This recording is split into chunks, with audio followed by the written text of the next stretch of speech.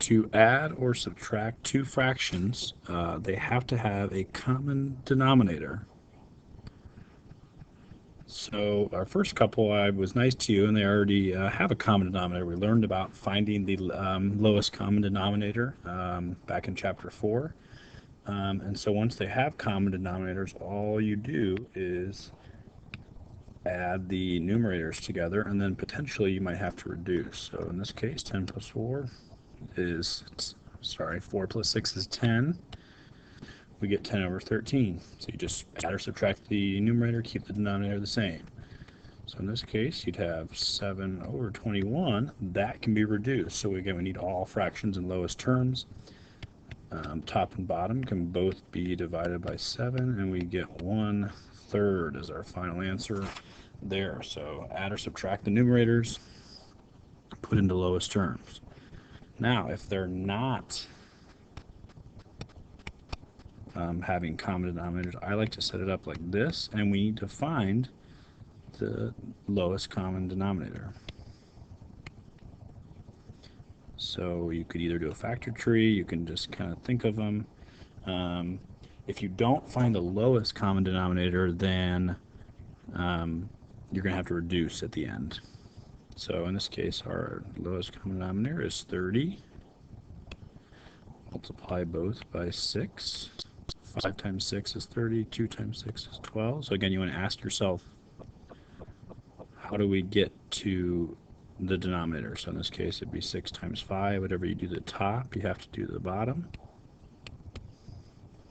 And now you're adding those fractions, and you get 37 over 30. And for this activity, all fractions should be put in as mixed numbers. So 30 goes into 37 once with a remainder of 7. And you get a denominator of 30. So let's remember how to do that from last chapter. So same setup here.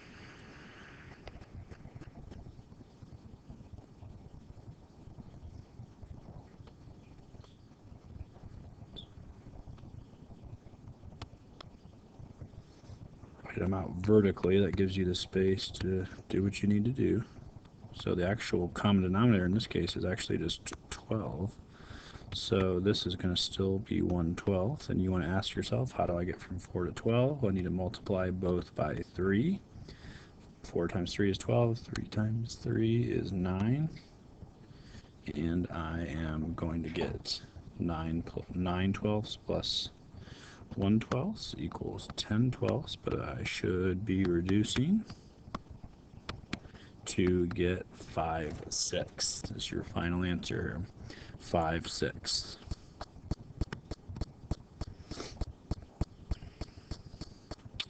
Same setup here, do them vertically, find common denominators, leave a little space here so you can tell me what you're multiplying by. In this case, our common denominator is a denominator of 10. Multiply both by 2. Again, ask yourself how you get there. 5 times 2 is 10. 6 times 5 on here. 1 times 5. So in this case, you're going to get 11 over 10. We should go ahead and turn into a mixed number, 1 and 1/10.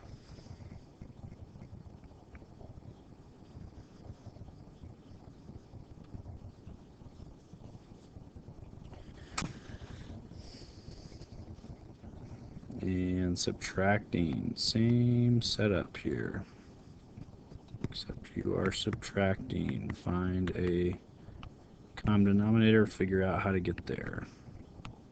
In this case, it's going to be 24 times 3 times 3 times 8 is how we get there. Whoops, times 8. So again, I was going to ask, how do I get from 3 to 24? Well, I need to multiply by 8. So whatever I do to the bottom, have to do to the top.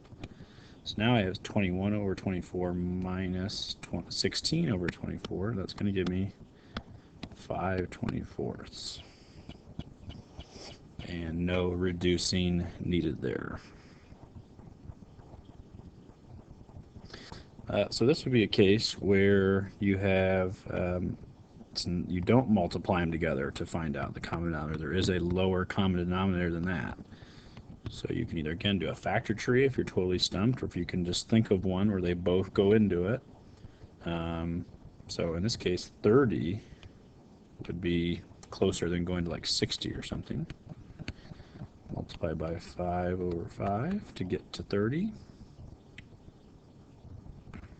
Again, whatever I do to the bottom, I have to do to the top. And so in this case, how do I get from 10 to 30? I multiply by 3, multiply by 3, 3/30ths, and again we're subtracting, so we're going to get 22 over 30. And I can divide both by 2. 2, of course, reduce, and get 11/15. So that is how we add and subtract fractions using common denominators.